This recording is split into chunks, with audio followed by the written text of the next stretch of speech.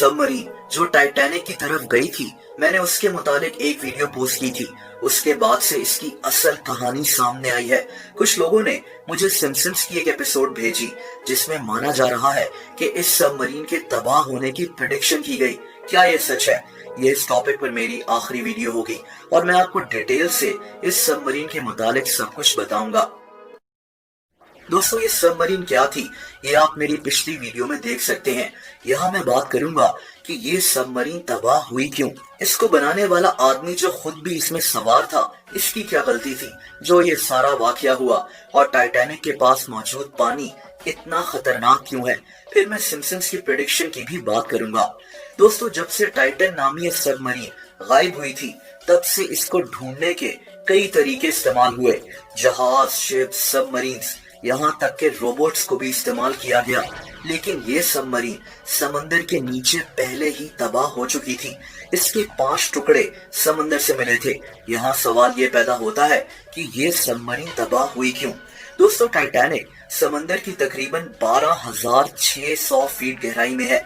इतनी गहराई में पानी का प्रेशर बहुत ज्यादा होता है। इतना प्रेशर जैसे कोई 100 फ्लोर्स की बिल्डिंग हर तरफ से सबमरीन को दबा रही हो। वैसे तो टाइटैनिक तक कई सबमरीन्स गई हैं, लेकिन अगर इसमें थोड़ा सा भी फॉल्ट पैदा हो जाए तो ये 1 सेकंड से भी कम वक्त में तबाह हो जाएगी।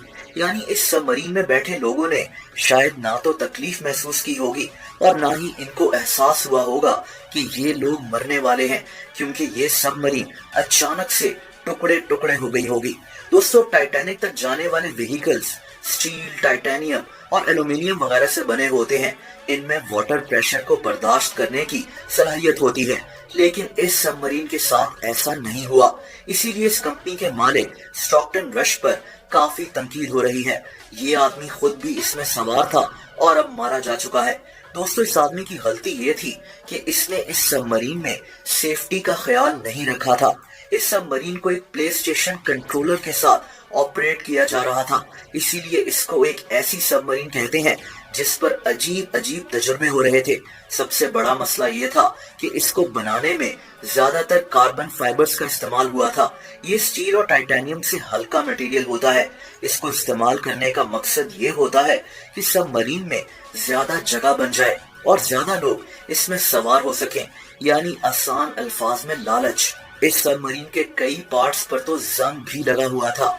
इसके खिलाफ कई लोग पहले से ही आवाज उठा रहे थे, जिसका अब पता लग रहा है। 2018 में इस कंपनी को ईमेल्स भी भेजी गई थी कि ये जो कुछ कर रहे हैं वो बहुत खतरनाक काम है। इस पर काम करने वाले एक इंजीनियर ने इसके खिलाफ आवाज भी उठाई थी, लेकिन इसको नौकरी से ही निकाल दिया गया था। एक दफा तो एक आदमी ने इसमें सवार होने से ही इनकार कर दिया था जब इसे पता चला कि ये किस तरह से बनाई गई है। यानी दोस्तों, इस पर सफर करना इंतहाई खतरनाक था और ये वाकया शायद कभी ना कभी हो ही जाना था।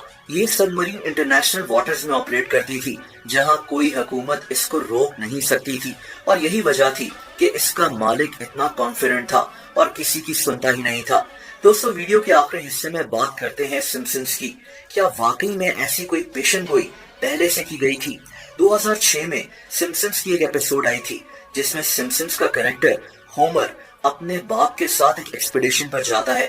ये लोग एक शिप पर सवार होते हैं और समंदर की गहराई में एक खजाने को तलाश करने जाते हैं। ये खजाना एक डूबे हुए बहरी जहाज में बंद होता है। ये लोग समंदर की गहराई में एक सबमर्सिबल यानी सबमरीन में ही सवार होते हैं, लेकिन इनकी सबमरीन एक जगह फंस जाती है और अंदर ऑक्सीजन खत्म होना शुरू हो जाती है, लेकिन ये लोग बच जाते हैं। दोस्तों, अब यहाँ इस कार्टून में बहुत सी वही चीजें हुई जो टाइटन के इस वाकये में हुई। जैसा कि इस सबमरीन में भी 2 पाकिस्तानी बाप बेटे मौजूद थे, जिनके मुतालिक मैं आपको पिछली वीडियो में बता चुका हूँ। ये लोग भी एक सबमरीन में सवार थे और एक डूबे हुए बहरी जहाज को देखने समंदर की गहराई में जा रहे थे और मुश्किल में फंस गए। लेकिन हकीकत में सिम्पसन्स ने इस वाकये की कोई प्रेडिक्शन नहीं की। दरअसल सिम्पसन्स की एपिसोड एक अमेरिकन फिल्म के ऊपर बनी थी। इस फिल्म का नाम क्रिम्सन टाइड था और ये सिर्फ इत्तेफाक ही है कि 17 साल बाद इससे थोड़ा सा मिलता जुलता वाकया पेश आ गया।